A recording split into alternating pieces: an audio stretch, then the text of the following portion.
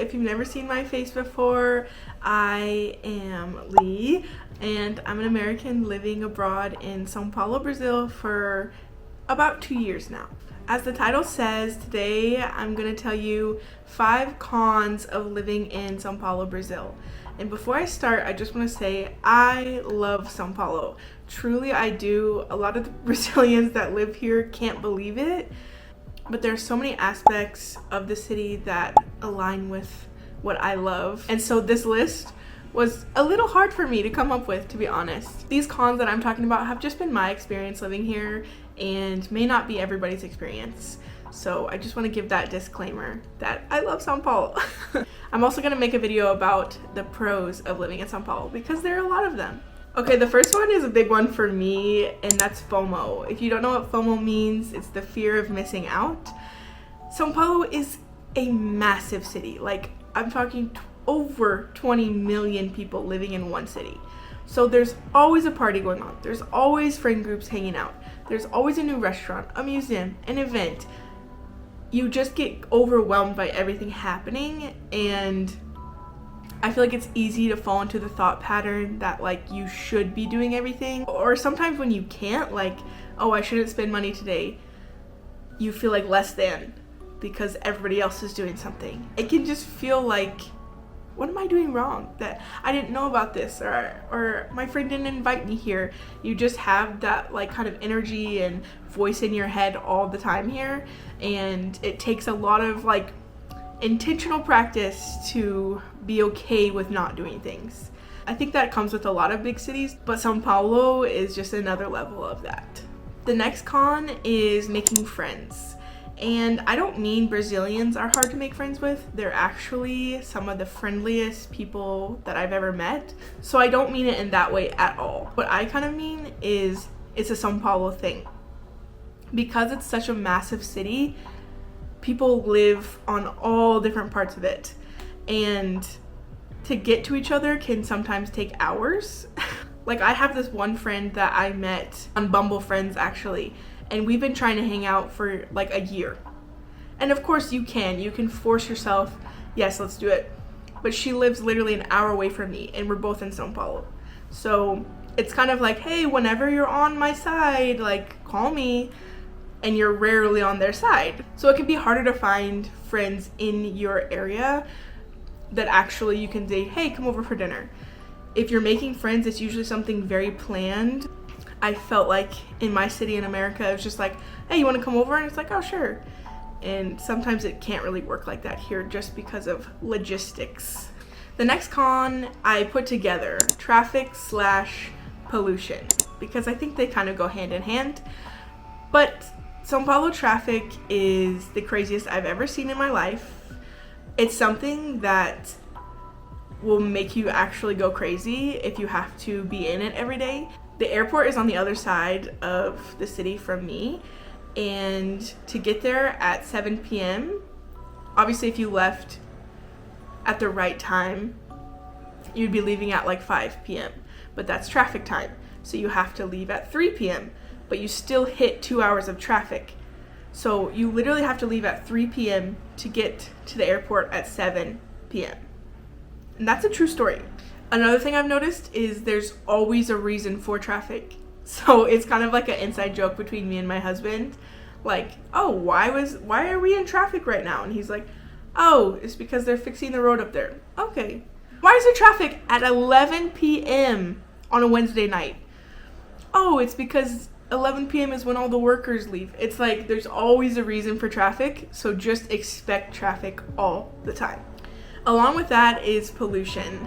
The main one that I experience is they have like a river going through the city, and it's just absolutely disgusting. It smells a lot of the time.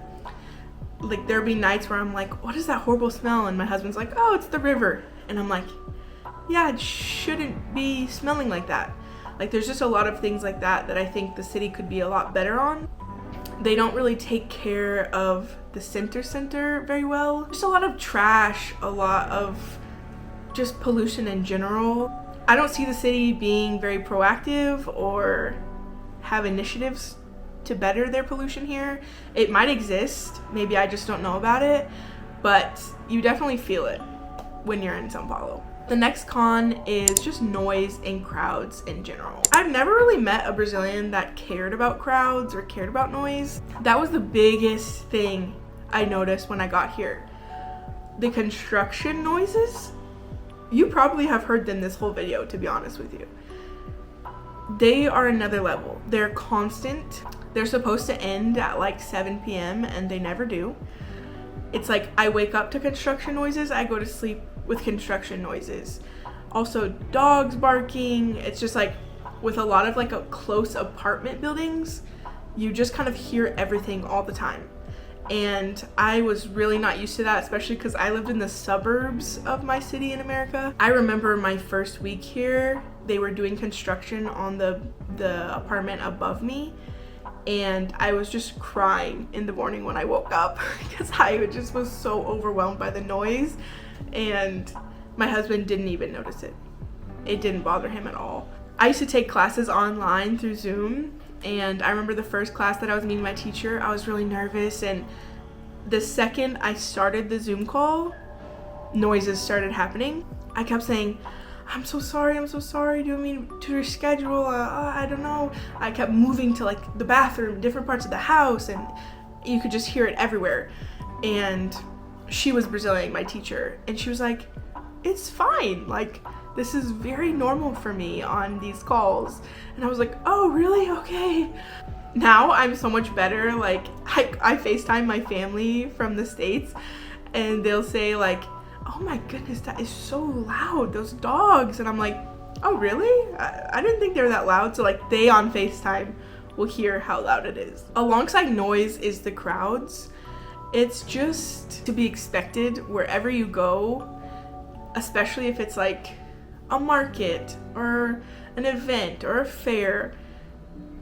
You're gonna be having to literally like do this through the crowd. Obviously it makes sense because it's a very large city, so a lot of people will show up, but São Paulo's streets and like their restaurants and stuff, they don't have like the infrastructure for these huge crowds, so it overflows outside. Things get crowded really fast, and as someone again from a smaller city in America, this overwhelmed me a lot in the beginning, and I would go out to bars with my husband and panic because there was just so many people around me.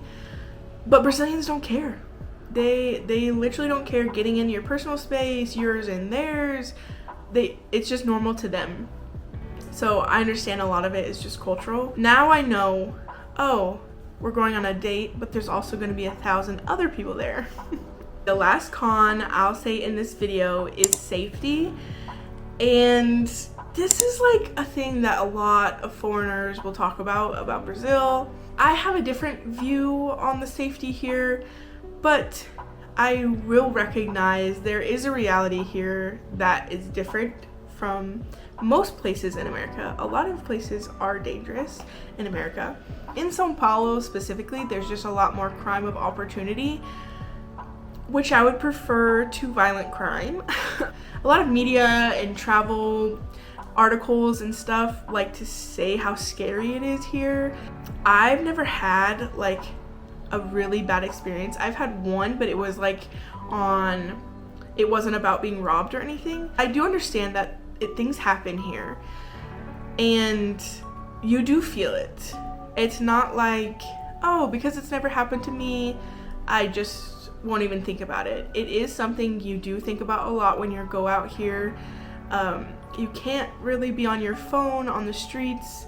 If you need to call somebody or call an Uber, you need to go into a store or have somebody around you watching out for you. Going on walks at night or going out at night, like as a woman, you just have to be a lot more careful. Again, a lot of these things apply to cities in America too, so I don't want to say it's just a Brazilian thing, but it is part of São Paulo that it would be nice to just not have to think about that going out in São Paulo. You also have to be really careful about which areas you go in São Paulo. There's more dangerous neighborhoods, there's safer neighborhoods, so you have to be aware of that and be thinking about where are you walking or where are you going, just things like that that hinder your like freedom a little bit. Again, to Brazilians, it's very normal to not be on their phone. It's very normal to, you know, look up a place, which neighborhood it's in. Like, for them, it's just second nature. For me, it took some getting used to. Again, nothing bad has happened to me, but also I have a Brazilian husband who is very, like, aware of these things, and he reminds me often to put my phone away or walk over here or be careful. So I would say it's not as bad as a lot of the media says, but it's still a reality in São Paulo that you have to be careful about, and I consider it to be a con of living here. So those were 5 cons of living in São Paulo from my perspective. Again, I love São Paulo. I'm not looking to move out of São Paulo. I'm actually looking to move closer to downtown. So take what I say with that in mind, that there are so many great things about São Paulo, and I will make a video about all the great things about living here too. Are you serious? Should I just leave in all the construction sounds for you guys so you know the reality?